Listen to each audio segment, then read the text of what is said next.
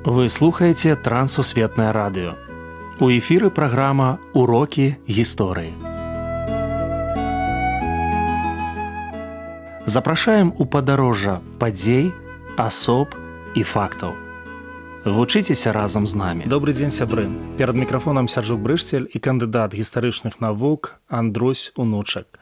Сёння ў нас новае імя – Лявон Прымачэнка. Прывітанне, Андрусь. Прывітанне, Сярджук. Прывітанне, шаноўныя слухачы. Асноўныя рысы біяграфіі. Лявон Прымачэнка, сапраўды мы, трэба сказаць, што это новае імя. Гэта служыцель царквы ва Ўсохах.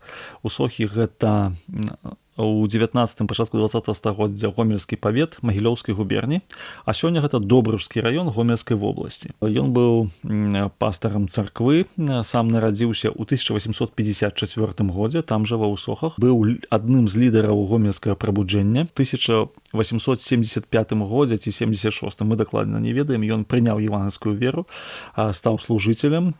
У 1886 годзе быў арыштаваны ў першы раз і далёка не адзіны. Пра яго пісалі антысектанцкія місіянеры, так званыя, што на яго з надзеяй глядзяць усе баптысты Магілёўшчыны. Што ён будзе рабіць, што ён будзе гаварыць. Бліскучы прапаведнік. Пачатку 20-го стагоддзя ён быў вымушаны жыць па-за межамі Беларусі. У асноўным гэта ў Закаўказі. Некаторы час быў у Баку. Дакладны год смерці мы яго не ведаем. Ведаем толькі, што ён 29 год, ён пражыў у розных там мясцінах па-за межамі Беларусі, таму што яму было забаронена прыязджаць у Магілёўскую губерню.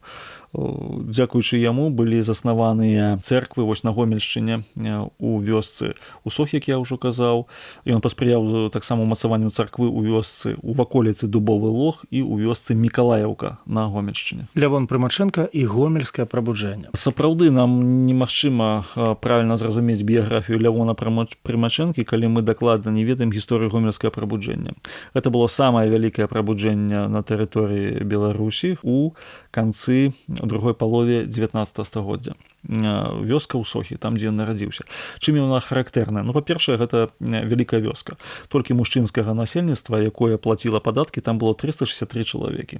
Гэта, значыць, агульна, там яны больш за 1000. Прыходзіць евангельская вера. Прыходзяць прапаведнікі, і пачынаецца пропаведь Евангелія, і шмат людзей каецца. Рэч у тым, што ва Ўсохах яшчэ жыло шмат старавераў, яны былі там. Таму там не было толькі такая вось аднастайная канфесійная карціна, але былі там розныя стараверы, праваслаўныя, і вось з'яўляюцца евангельскія хрысціяне. І многа людзей яны прымаюць евангельскае хрысціянства. Туды прысылаюць антысектанцкіх місіянераў. Былі два антысектанцкія місіянеры, гэта 80-е гады 19 стагоддзя. Аднаго звалі Васіль Галынец, а другога Іван Шабека. Яны пакінулі даволі падрабязныя справаздачы, што рабілася. Яны казалі, што былі 3 лідары прабуджэння на Гомельшчыне. Гэта Лявон Прымачэнка на першым месцы, на другім месцы Захар Гуляў, стараста Усохаў. Сельскі стараста таксама пакаяўся. І трэці быў такі Яўхім Ляхаў. Вось гэтыя трое, якія, як яны казалі, былі важакі штундызму. Туды прыязджалі шматлікія прадстаўнікі ўладаў, глядзець, а што ж это робіцца. Урэшце рэшт, там вырашылі так, што патрэбна дзейнічаць і бізуном, і пернікам. Бізун быў тое, што забаранілі ўсялякія набажэнствы. Это 1883 год. А пернік быў тое, што арганізавалі царкоўна-прыходскую школу і адмянілі плату за ўсе рэлігійныя патрэбы. Там за вянчанне, за адпяванне, за хрышчэнне і так далей. Нягледзячы на гэта, прабуджэнне працягвалася.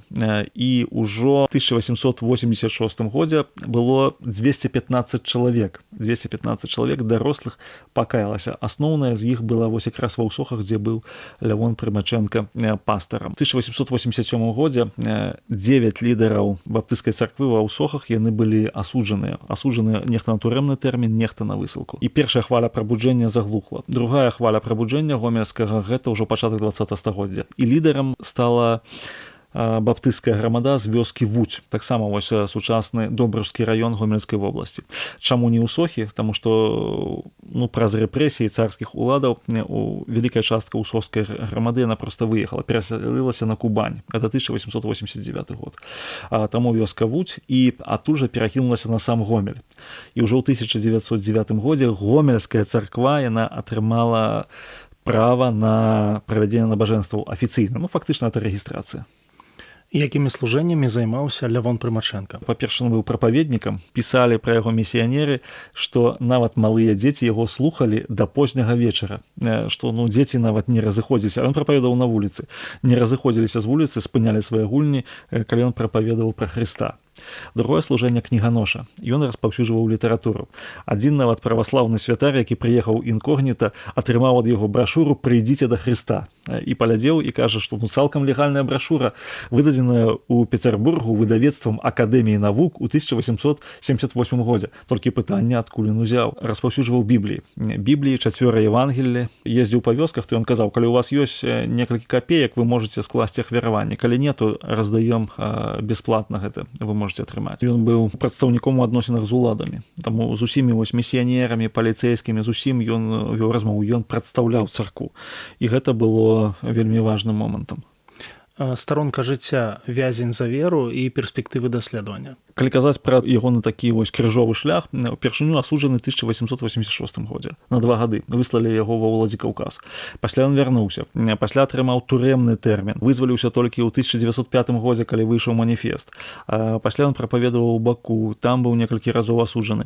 Казалі, што разам усіх яго высылак і турэмных тэрмінаў 29 гадоў. І пры тым, што многага мы яшчэ проста не ведаем. Гэта выклік для беларускіх даследчыкаў даследаваць яго біяграфію. Андрусь, урокі жыцця. Калі казаць пра урокі жыцця Лявона Прымачэнкі, то мне ўяўляецца, што гэта вобраз чалавека на 100% аддадзена Хрысту. Ён прапаведаваў тады, калі было выгадна і невыгадна, калі было дазволена, калі было забаронена.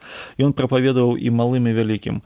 Ён прапаведаваў, калі было складана мець нейкую перспектыву і калі эта перспектыва была яснай. Найбольшы урок ягонае жыцця можна сказаць словамі іншага служыцеля Вільгельма Фетлера 100% для Хрыста.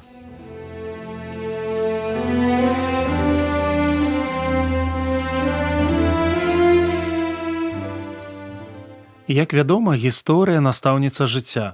Яна распавядае нам прыклады людзей, якія выканалі сваё пакліканне. Культура, навука, мастацтва, палітыка, царква. Чалавек знаходзіць сябе і пакідае заўважны след. Я даволі часта думаю, што яго натхняе і што ім кіруе. Унутраныя ці знешнія установкі. Нядаўна глядзеў інтэрв'ю. Журналіст спытаў суразмоўцу пра талент. Ведаеце, што той адказаў? Прыгадаў словы Шапенгауэра. Таленавіты чалавек робіць тое, што другія не могуць. Геніальны чалавек робіць тое, што другія нават не бачаць. Аднак я думаю, што пытанне нават не ў здольнасцях. Бог выбірае вернага чалавека і робіць яго карысным. Господ прыкоўвае ягоную увагу для царства нябеснага. Атрымліваецца плённае ў вачах Божых жыццё. Як высветлілася, Лявон Прымачэнка зваў людзей да святла недарэмна.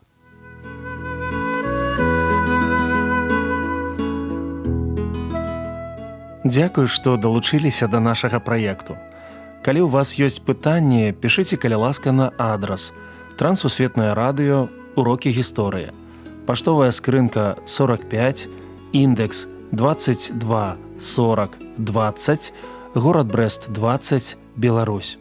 Пакідаю для сувязі электронную пошту rmtwr.by@gmail.com.